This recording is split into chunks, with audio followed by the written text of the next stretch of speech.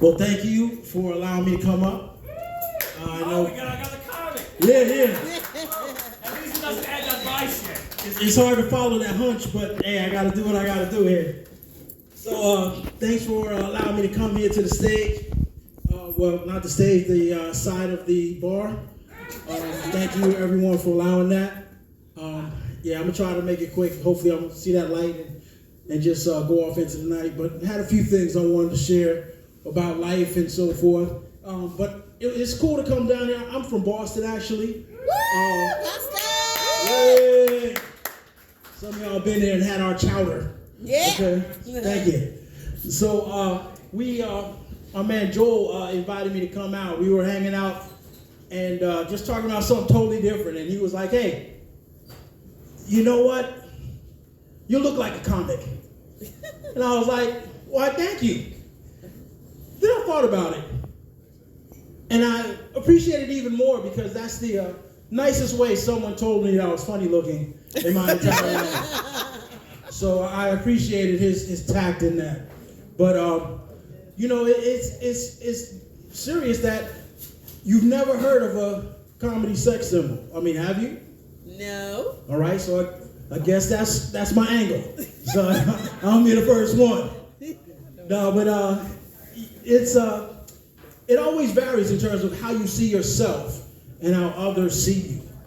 Like, when I think of myself, I still think of myself as that handsome, just graduated from college, ex-football player, you know, dashing, fraternity guy. Yeah. But then I look in the mirror, and I say, who the fuck is this old guy? I can't even understand how my mirror has this old fat guy in it. So it always tells you that reality is different from some of the things that you have in your mind. I mean, now I realize, I don't know, I like music. Any of y'all like music at all? Yeah. We had one rapper today. I'm not going to rap, so I'm going to leave that up to you, Steve. But I do listen to old school rap. Anybody know that song, OPP? Yeah, you know me. You know OPP? Yeah, you know me. All right, y'all know that. So yeah, you know, back in the 90s, you know, that was my song. But it was about other people's property. Just shout out to the kids. So it was a song about other people's property. But now, I done jumped over 50, and OPP means something totally different. It stands for old people problems. Old people problems. And I got plenty of them. I mean, what's the first thing that happens when you get old? It's not anything physical. The first thing that happens when you get older, you lose your memory. is AARP comes calling. They do. Those are some persistent bastards. Oh my God. They were sending me cards, sending me candy. Then they skipped the middleman. They just sent me a card with my name emblazoned on it. I felt bad cutting it up into pieces. But I'm not old yet, damn it. Keep your AARP shit. Even though I would like a little afternoon discount on meals. So if I can get like a discount on these wings that I bought, yeah, I will say that I'm in AARP. But there's a couple things that happened. Some of my people came out, my man Bo, Chocolate, and D, so they came out to support me. Yes. And me and Bo was reading the menu earlier, and he had to whip out his light to make sure he could see it. He's almost as old as me. Almost. So he had to whip out his light to see it, and I had to tell him, nah, man, that's not how you do it. I had to show him the cheat code. I don't know how this works, but it works for me. When I can't read something, God puts something in me that allows me to read. You ready? If I can't read something, mysteriously, if I take it and put it this far away, I can read it. I don't know how that works. It's amazing. It's the Lord has made my arm into a microscope, but exactly this far away, and like a little like squint, I got it. Now I can read that way. Another thing that happened is my knees. I don't know if y'all heard it when I got up. Yo, when I sit down too long, I get up, my knees crack like snap, crackle, and pop. My knees crack more than...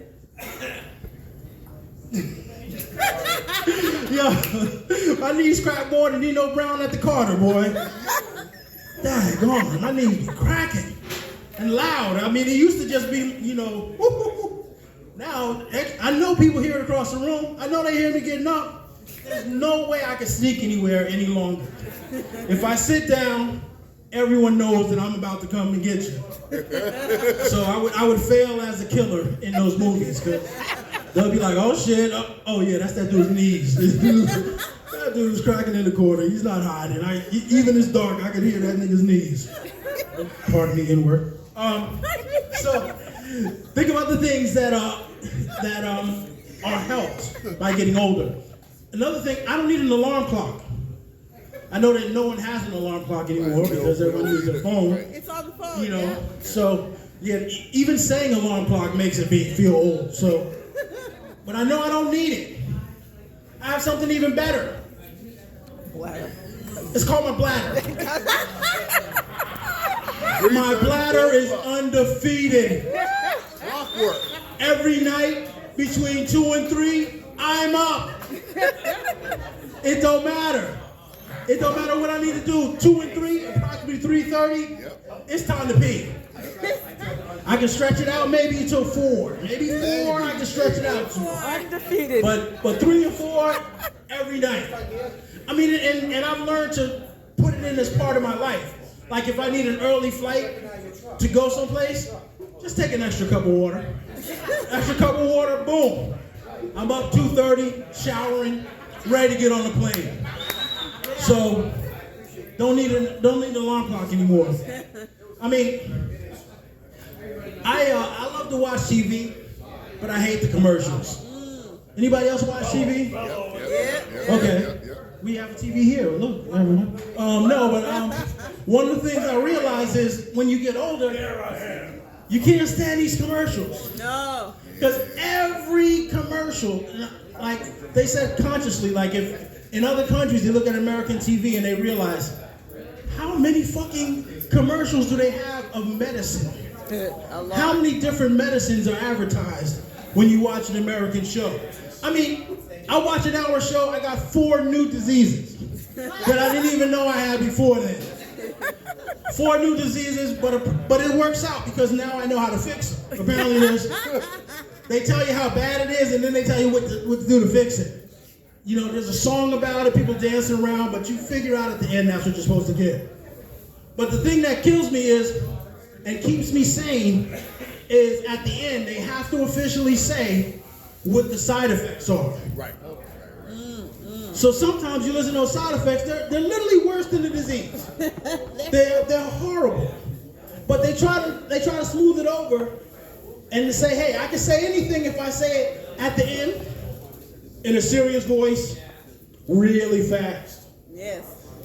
So you get these commercials, they talked about gingivitis medicine or something like that. And then it comes out and they're like, may cause bodily functions to decease, may cause arms to fall off, may cause explosive diarrhea. And you're like, you know what? I'd rather just have the fucking disease. So, again, everyone, I thank you for staying here. I know it's not me, I know it's the alcohol that's keeping you here, but nonetheless, I thank you for being here. Everyone, have a great night. Merry Christmas.